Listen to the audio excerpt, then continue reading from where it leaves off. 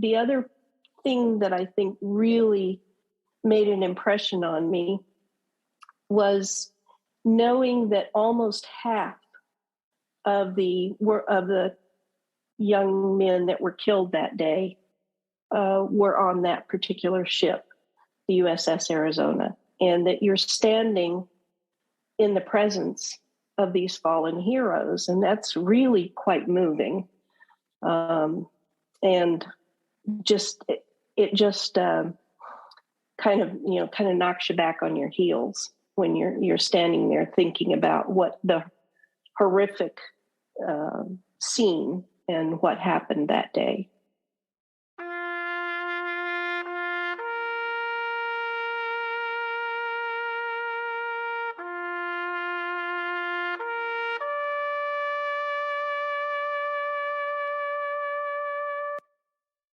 You're listening to the Stories Behind the Stars podcast, and I'm your host, Tatiana Fallon. This podcast is run by the organization Stories Behind the Stars. We have the goal of writing a story for every American service member killed during World War II. That's over 420,000. We are accomplishing this goal through amazing volunteers who you will hear in this podcast as they research and write these stories. If you're at all interested in becoming a volunteer and researching and writing these stories, please check us out at storiesbehindthestars.org. Thank you so much for your time, and I hope you enjoy this amazing content that we're finding. Welcome to this episode of the podcast. Today I have Jackie Menasco. Did I say that right? Your last name? Mm-hmm. Yeah. She was one of our Pearl Harbor database directors and managers when we were doing the Pearl Harbor project. So I'm so excited to have her on the podcast today. Would you take a second, introduce yourself, Jackie, and tell us a little about who you are and then what brought you to this project? Sure. Well, you know my name, and I live now in the Phoenix metropolitan area in Arizona, and I lived for about almost 30 years. My husband and I lived in Flagstaff, Arizona, where we raised our kids. And my husband worked for the Forest Service, and I worked at Northern Arizona University. I got involved in the Stories Behind the Stars project through the Genealogical Society that I belong to here in the Phoenix metro area. It's called West Valley Genealogical Society. And the state coordinator for Arizona, Jack Chisholm, did about a 20 or 30-minute presentation at one of our membership meetings, our monthly membership meetings. And when he did it, I think it was like last March or April of 2021. And I thought to myself, well, it's getting close to Memorial Day, and I didn't personally have any relatives that were killed in World War II, but I thought, I write stories about my family members and my ancestors. It would be easy enough for me to, write a story about someone in honor of Memorial Day. So I got in touch with the coordinator, and he led me to the base for Arizona. And that's basically where I did my first story. And because I had lived in Flagstaff for so many years, that's where I chose the first story. And after I did that first story, in doing that first story, I came across 15 more names of young men who had graduated from the same high school that our younger son did. And there were things that I found out about his high school that I was telling him, and he was like, I never knew this. And, it was just stuff we never knew. So that's basically how I got involved with the Stories Behind the Stars project. It's really cool to have that connection to, that's a really old high school if it's still around, and it's 1940s, Yeah. They renovated several times. And actually what I found out was that the gym that is used at this high school that he graduated from over almost 20 years ago now.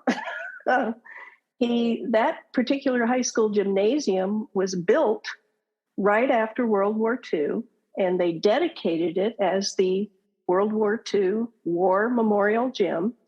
There's a plaque in the high school gym that had these 15 names on there.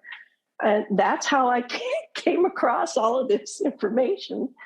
And I thought, well, okay, now I have to write the stories for these other young men because they all went to the same high school. And in writing another story, I discovered that the flag, the victory flag that they wave at the football games and the basketball games, was done as a memorial and presented by the parents of one of these fallen World War II young men. Who he was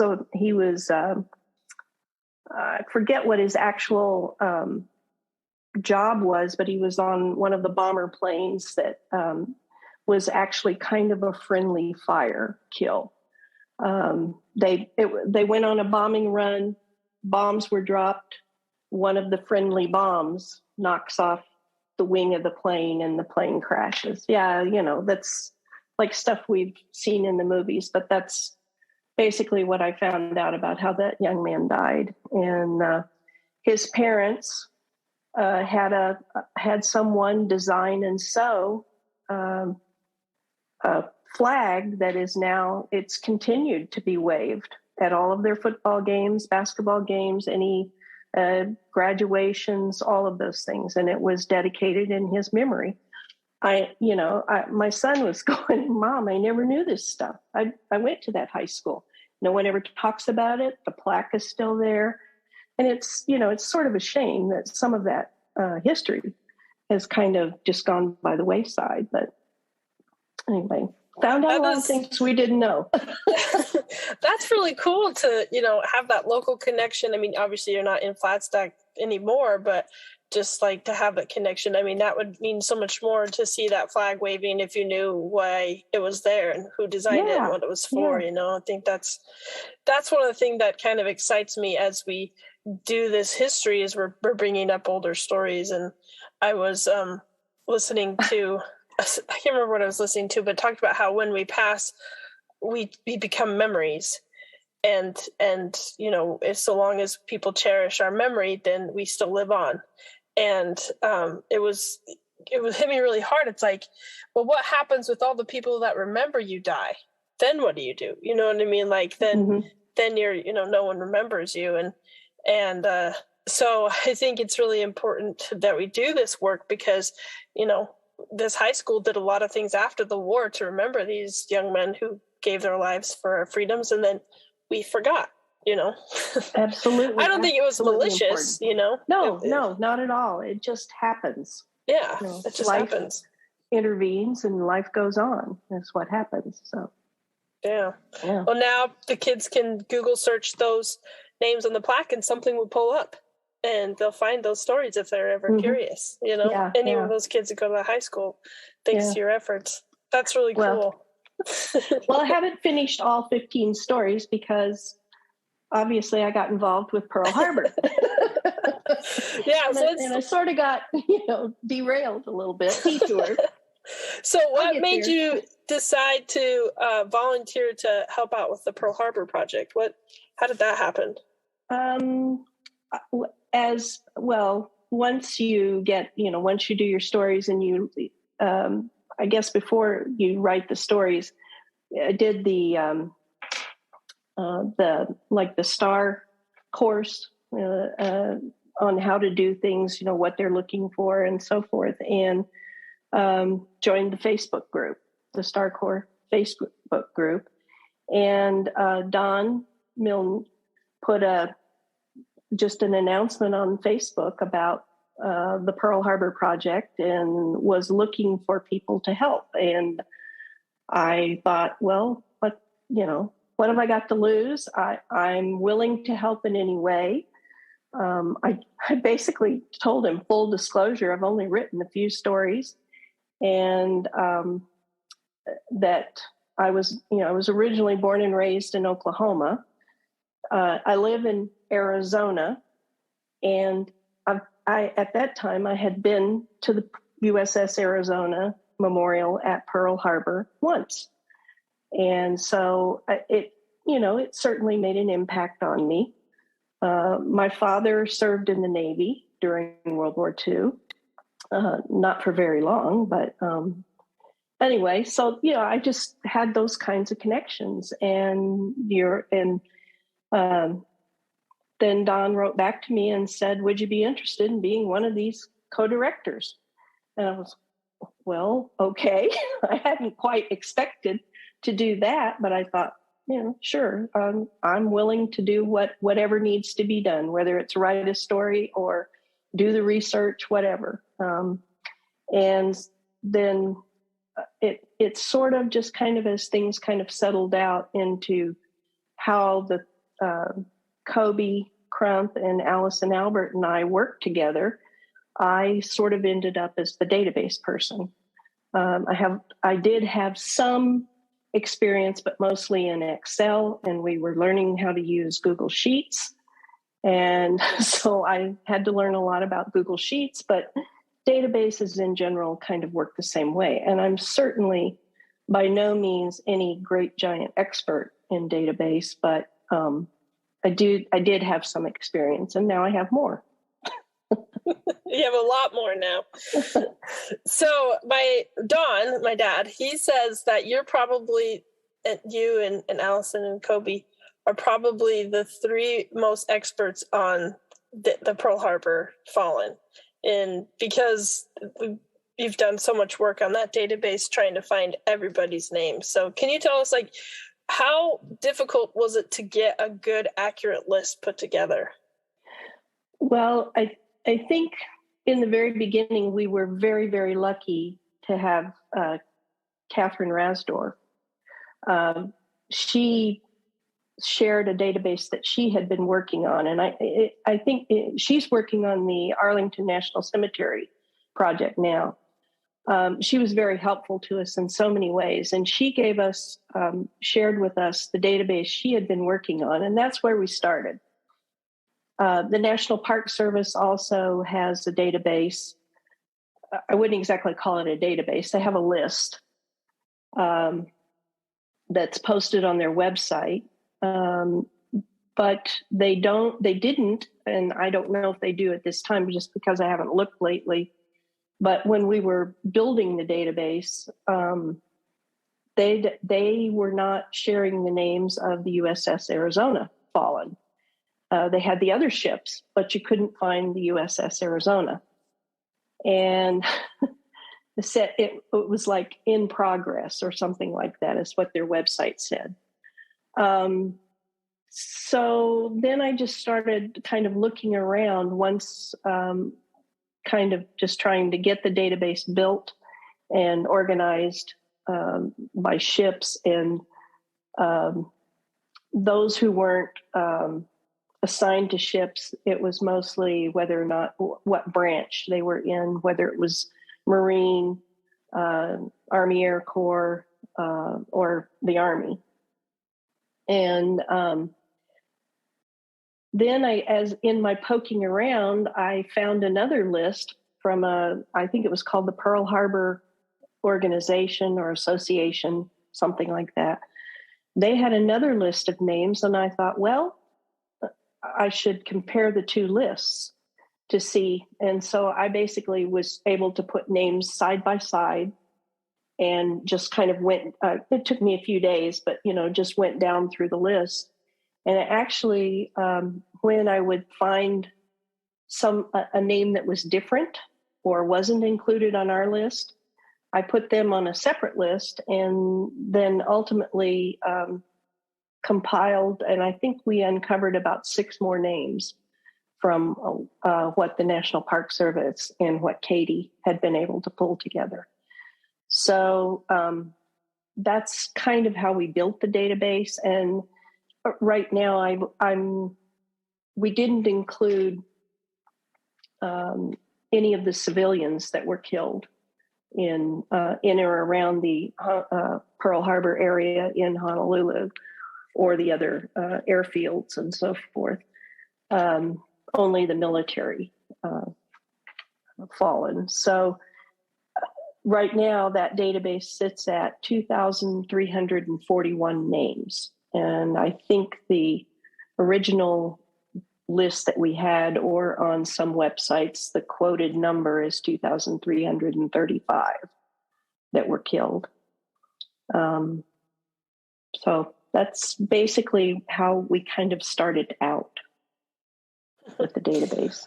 Wow, that's a lot of work, just trying to 2,341 names is a lot of names to go through and just match things up. And so that's a lot of time. When you originally signed up, you're like, oh, I'm just, volunteer here and there. And then it's like, oh, this is now your life. Well, you do something for a while and then you let other people step forward, right? Yeah. So. Yeah. So then you had an opportunity this past week to go visit Pearl Harbor. What was that like, having had gone through this, what was it, 5 months basically, or 3 months working on this project really intensely? And what was it like visiting Pearl Harbor after having done this project? It was very special to me, and it was quite moving. And I think it was even quite moving for my husband, because he knew how much, time that we had devoted to it as a family.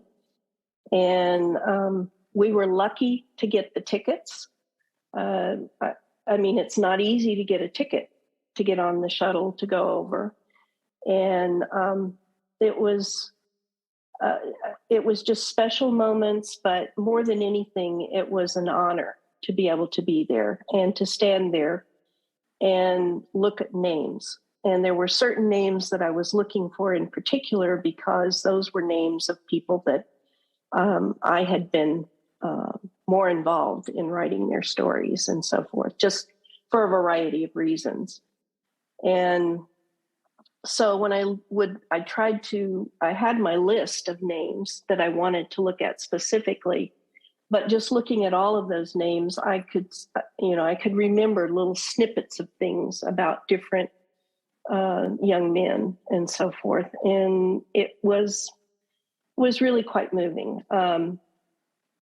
I think the park ranger on the memorial has worked on that particular memorial for 25 years. And I really wanted to have a few minutes to be able to talk with him, but for COVID reasons, they only allow you to be out there on the memorial for about 30 minutes.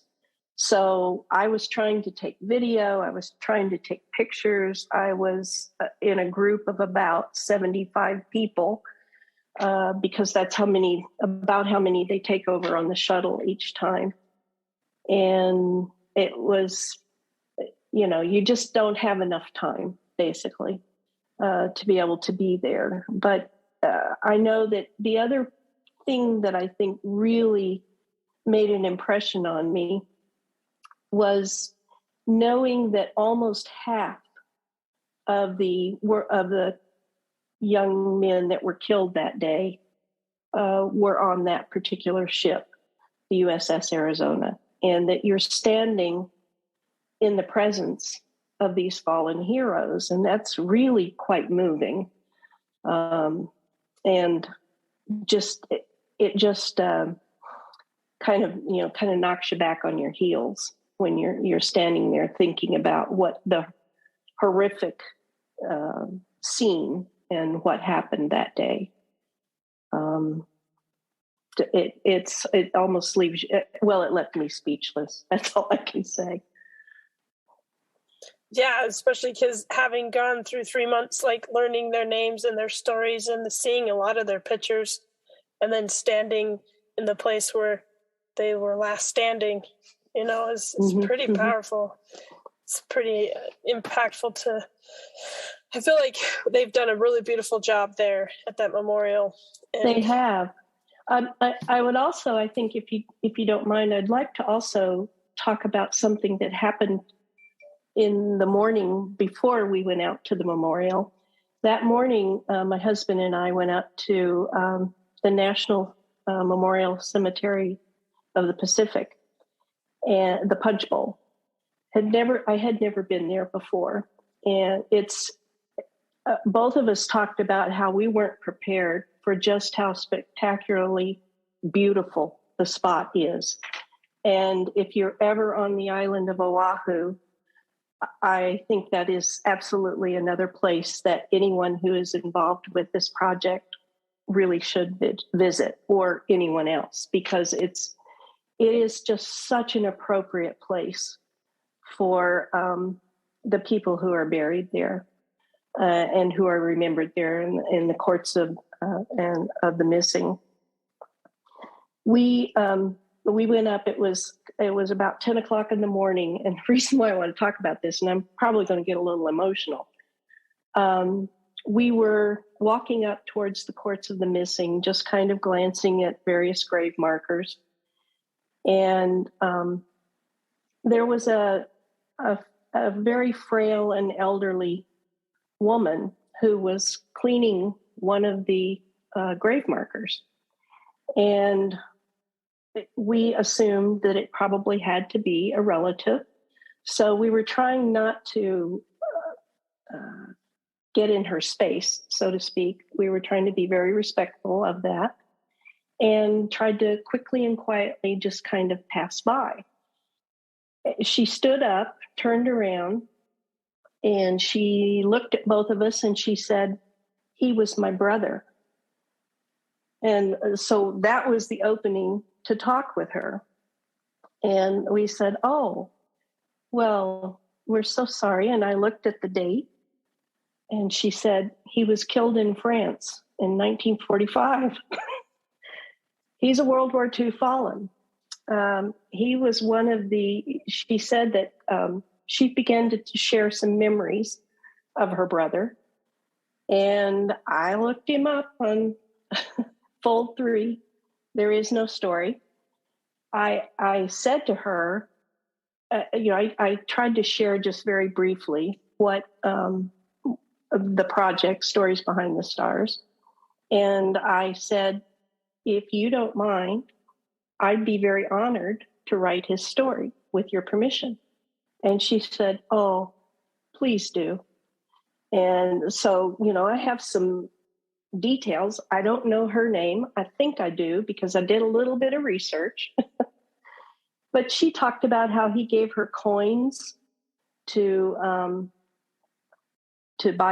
go and buy crack candy at the local store and things like that. And this woman, she's been carrying. She said they didn't repatriate him from France until 1949, and she's been caring for his grave for that many years. That's like 80 years. And, that just was so touching to me that, she herself is a hero for doing that and taking care of that grave. And so it was a very profound experience. And then we followed that up by going to the USS Arizona Memorial. It was a big day. Was a big day.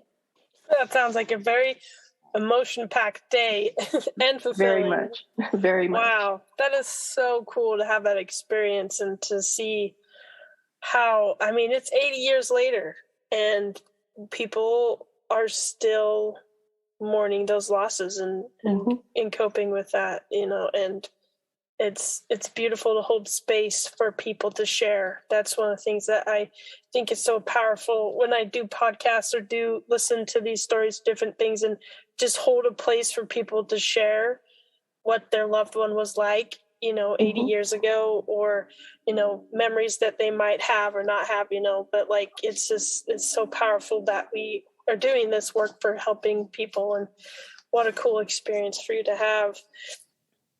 I'm interrupting the podcast right now to make a plug for our Arlington project. We're in the middle of it right now. We're hoping to get these done by the 4th of July, and there's so many amazing stories here to be found. So if you are new to the to the project, please visit storiesbehindthestars.org and click the volunteer button. If you've already been a volunteer and you've just kind of gotten busy, consider giving a little bit more of your time and contacting us to get some names to start doing research for these Arlington stories. They're quite phenomenal, and just be part of a really amazing national project. And then also, if you're new to the podcast, please consider subscribing so that when we put out new episodes, you can be notified and you can listen to these really awesome stories as we're finding them. So the Punch Bowl, that's like, I guess anybody in the Pacific can be buried there then. So it's, I was just, I guess maybe she was from Hawaii and that's why he was. Oh yeah, she lived in Honolulu all of her life. And her brother, they were, I don't know if he was born in this country or not. I have to do the research to know that, but there's an obvious reason why he was stationed in the European theater as opposed to the Pacific theater. And there's more, I think, to that story than we know. But anyway, yeah, I looked up about national cemeteries, and I was sort of under the impression that they had to be from a particular spot, but I don't know the rules. I guess I should. What I read on the veterans website is that anyone who is a veteran is eligible to be buried in a national cemetery. But I don't know. There may be special rules for the Punch Bowl, but I know they are still burying people up there. There's multiple ways that they're doing this, and but I guess more than anything, just the setting is just spectacular because from the top of the rim of the crater in the back, because it is an old volcanic crater, it sits high above Honolulu. And as you wind through these streets in Honolulu, you wind up this mountain, basically a volcanic mountain.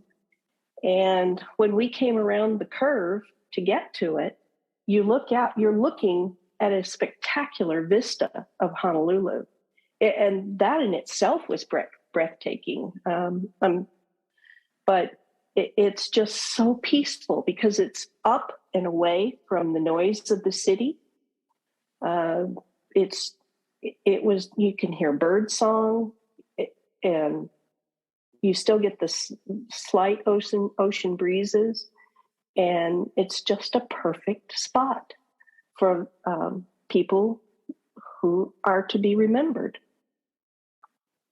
I'll have to go there someday. I've never been Yes. to Hawaii, even though my brother was stationed there for 4 years. I just never got to. Oh no! Yeah, we were in college and he was in the Air Force, so we weren't able to get away from college to get out there. We were going to school in Virginia, so pretty far across the country as far as you could go. Yeah.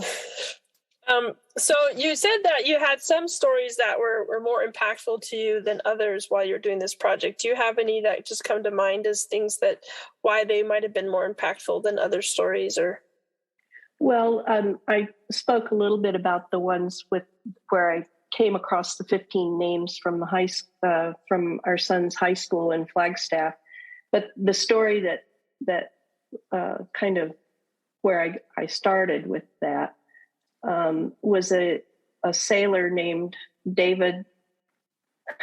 You're going to like his middle name,